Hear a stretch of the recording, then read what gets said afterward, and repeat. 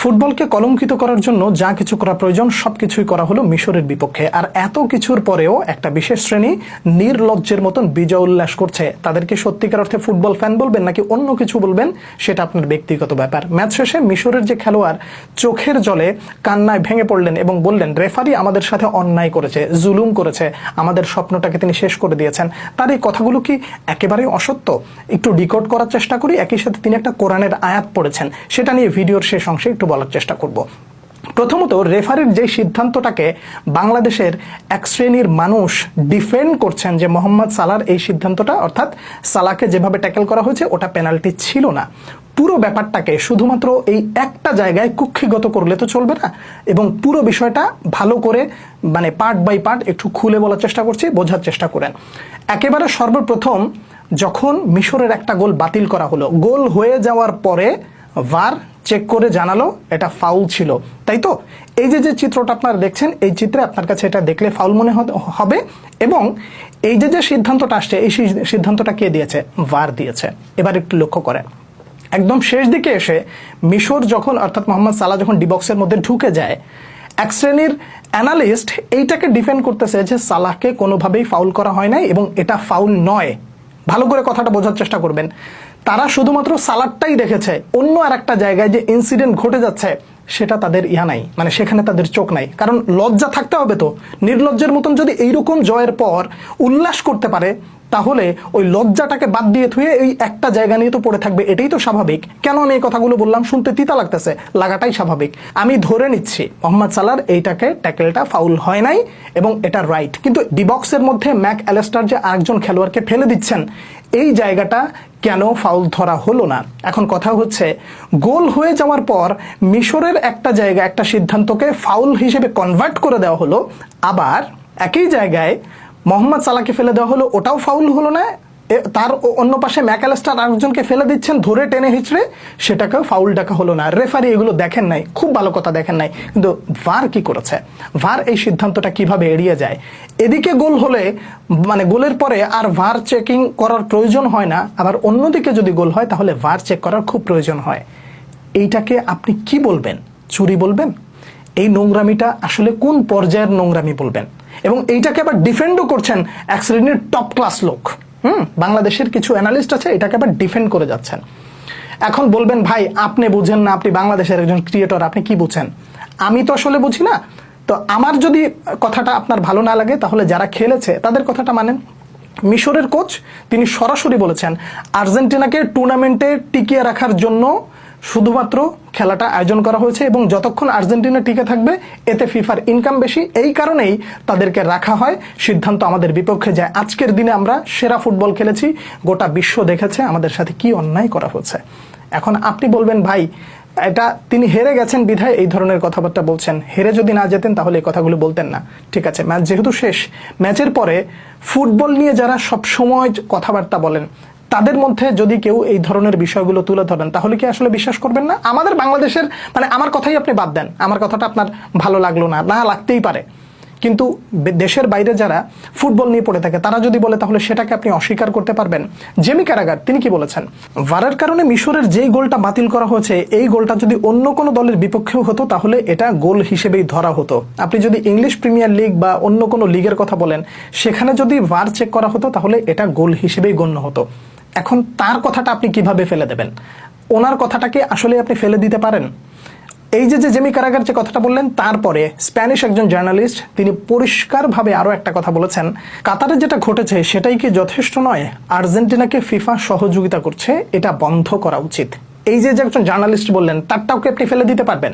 আচ্ছা, জার্নালিস্টের কথা বাদ দিলাম, এবং যারা মোটামুটি কমেন্ট্রির সাথে যুক্ত আছেন এবং ফুটবল অ্যানালিস্ট করেন তার কথাও বাদ দিলাম। একজন সাবেক ফুটবলার জালাতান ইব্রাহিমোভিচ তিনি যে কথাটা বলেছেন, সেটাকে কি আসলে আপনি কোনোভাবেই ছোট করে দেখতে পারবেন? তিনি বলেন, আমি বুঝতে পারি না কেন ফিফা আর্জেন্টিনাকে এত বেশি সুবিধা দেয়। মিশরের একটা গোল বাতিল হয়েছে, আবার আর্জেন্টিনাকে বিশ্বকাপের 12টা ম্যাচে, অন্তত শেষ 12টা ম্যাচে 8টা পেনাল্টি করার সুযোগ করে দিয়েছে। এটা আসলে সবাই বা অন্যান্য দেশ কেন মেনে নেয়? জালাতান ইব্রাহিমোভিচের এই কথাটাকেও কি আসলে আপনি বাদ দিয়ে দিবেন? আপনি গোটা বিশ্বের যত জার্নালিস্ট আছে সবার আপনি মন্তব্যটা দেখেন, অধিকাংশের মন্তব্যটাই যদি আপনি মনে করেন যে না একদিকে যাচ্ছে, তাহলে আপনাকে মেনে নিতে হবে যে এইখানে কিছু একটা ঘটেছে। আর এই যে কিছু একটা ঘটলো, এই ঘটাটাকে আপনি মেনে না নিয়ে ডিফেন্ড করে যাচ্ছেন কোন দিক দিয়ে? মোহাম্মদ সালাহর ওইটা কোনোভাবেই পেনাল্টি ছিল না, ওটা ফাউল ছিল না, আপনি ওইটাকে ডিফেন্ড করছেন, কিন্তু অন্তরালে আরো একটা জিনিস ঘটে যাচ্ছে, সেটার দিকে আপনার দৃষ্টি নাই। মানে শিরোপাটা যখন আপনাদের হাতে আসে, তখন আপনাদের চোখের সামনে আর কোনো কিছু থাকে না, সবকিছুই সোনালি। আর যখন একটু ঘুরে যায়, তখনই অনেক কিছু আপনাদের মতের বিরুদ্ধে চলে যায় এবং আপনারা সেটাকে হজম করতে পারেন না। এই যে মিশরের যে লোকটা, মানে খেলোয়াড়, যে শব্দগুলো উচ্চারণ করেছেন, এই শব্দগুলোর উচ্চারণের আগে আরো একটা বিষয় বলে যাই। ভিনিসিয়াসের, মানে এই বিশ্বকাপের চলতি আসরে ভিনিসিয়াসের একটা গোল বাতিল করা হয়েছে না? হয়েছে তো। সেটাকে আপনি বা অধিকাংশ আর্জেন্টাইন ফ্যানদেরকেও যদি আপনি জিজ্ঞাসা করেন, তারাও বলবে যে এটা কোনোভাবেই গোলটা বাতিল করা যায় না। ভিনিসিয়াসের ওই কাণ্ডটা গেল। এরপরে আপনি একটা জিনিস ভালো করে দেখেন, ইউএসের একজন খেলোয়াড়কে লাল কার্ড দিয়ে বের করে দেওয়া হয়েছে এবং সেটা ভ্যালিড। ফিফা কি করেছে, সেইটাকে আবার মানে ফিরিয়ে নিয়ে এসেছে, কত মানে দুনিয়ার চটি গল্প আইনা ভৈরা দিয়া কারণ উল্লেখ করে দিয়ে সেই খেলোয়াড়কে আবার ফিরিয়ে নেওয়া হচ্ছে। বেলজিয়াম একেবারে দাঁতে দাঁত কামড়ে না, একেবারে সঠিক জায়গা মতন একটা উত্তর ইউএসএকে দিয়ে দিয়েছে এবং সে উত্তর আশা করি তারা পেয়ে গেছে।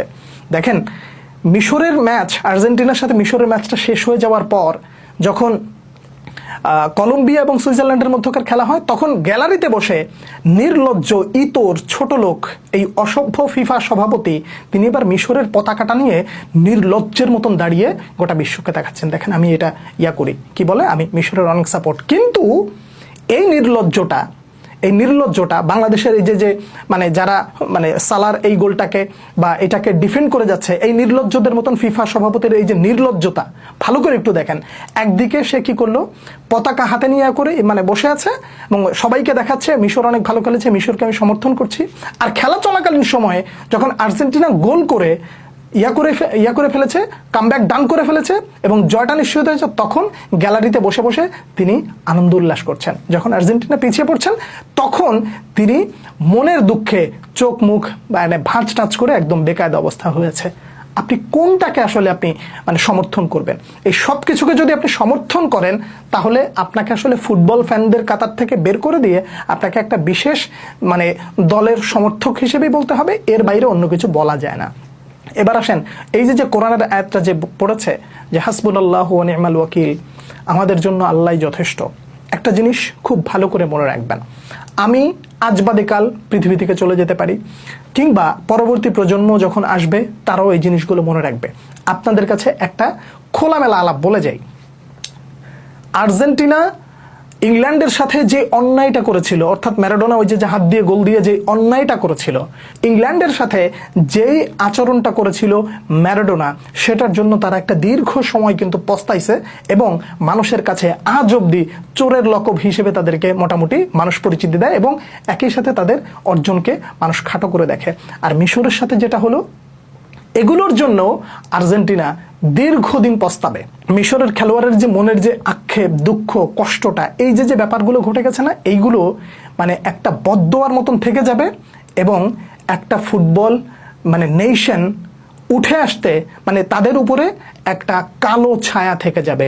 ইংল্যান্ডের সাথে যে আচরণটা করেছিলেন, ওইটার পরে আপনাদের উপরে যে একটা কালো ছায়া ছিল, মানুষের ভেতর থেকে বদদোয়া ছিল, খারাপ লাগা ছিল, আশীর্বাদ ছিল না, ঠিক একই জিনিসটা মিশরের সাথে ঘটার পর এবং ফিফা যেইভাবে সহযোগিতা করে যাচ্ছে আর্জেন্টিনাকে, তাদের উপর থেকে একটা কালো ছায়া থেকে যাবে। পরবর্তী প্রজন্মকে তারা মানে পরবর্তী প্রজন্ম, যেমন আমরা ম্যারাডোনার ব্যাপারটা নিয়ে মানে আলোচনা করি, পরবর্তী প্রজন্ম ম্যারাডোনা সহ এই জিনিসগুলোকে চুরি হিসেবে আখ্যা দিবে যে ফিফা একটা দলকে বিশেষ মানে ক্ষমতায়নে বিশেষ আচরণের কারণে ফিফা একটা দলকে সুবিধা দিয়েই তাদের অর্জনের ঝুলিটাকে মোটামুটি আলাদা করা হয়েছে। ক্রিশ্চিয়ানো রোনালদোকে নিয়ে মেসির সাথে যে ডিবেটটা চলে, এই ডিবেট নিয়ে পরবর্তী মানে পরের ভিডিওতে আমি কিছু একটা আলোচনা করার চেষ্টা করছি, সেটা অবশ্যই দেখবেন। আর এই যে এতক্ষণ আলোচনা করলাম, এই বিষয়ের কোন কোন জায়গায় আমি ভুল বলেছি, যদি আমার কোথাও ভুল থাকে প্লিজ আমি আবারও বলছি, যদি আমার কোথাও ভুল থাকে আমাকে আমার ভুলটা বলেন, আমি আমার ভুলটা শুধরে নেব। আর যদি আমার ভুল না থাকে আপনি আপনার সঠিক মতামতটা জানাবেন। একই সাথে এই নির্লজ্জ নির্লজ্জদের মতন এই ফুটবল বিশ্বকাপে যা হচ্ছে, এই নির্লজ্জের বিষয়গুলো আপনার চারপাশে যেগুলো ঘুরছে তাদেরকে দয়া করে একটু বোঝানোর চেষ্টা করেন, না হলে তাদের থেকে আপনি নিজেকে মুক্ত রাখবেন বলে আমি ব্যক্তিগতভাবে মনে করছি। আপনাদের সামনে আমি যা বুঝেছি সেটাই তুলে ধরলাম। কে কি মনে করছেন জানাবেন পরবর্তী ভিডিওতে। আবার দেখা হচ্ছে, সে পর্যন্ত অনেক অনেক ভালো থাকবেন। আল্লাহ হাফেজ।